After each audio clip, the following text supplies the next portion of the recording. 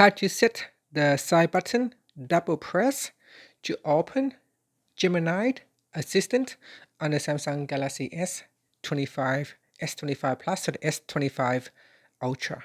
First, tap on the home button to return back to the home screen. And from the home screen, swipe down at the top to open Quick Settings. In here, tap on the Settings icon.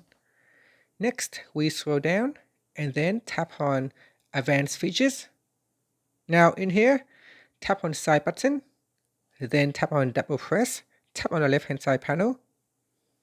Next, we go down and select Apps, then tap on the Settings icon. In here, scroll down and tap on Gemini.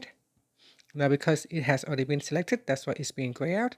So for example, if at the moment it has been set to Gmail, I can scroll down and then select Gemini. After that, if you double press on the side button, it will open up the Gemini Assistant app. And that's it. That is how you can set the side button, double press to open the Gemini Assistant. Now, if you do not have Gemini Assistant set as the default digital assistant, you can go to Apps and open up Gemini.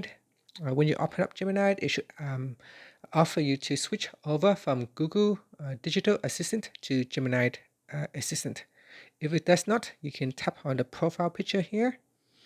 Then we go down and tap on switch to Google Assistant or switch to Gemini. If you do not see this option, you can go into Settings and then scroll down. And in here, tap on Digital Assistance from Google. And in here, you can choose between Gemini or Google Assistant. And that's it. Thank you for watching this video.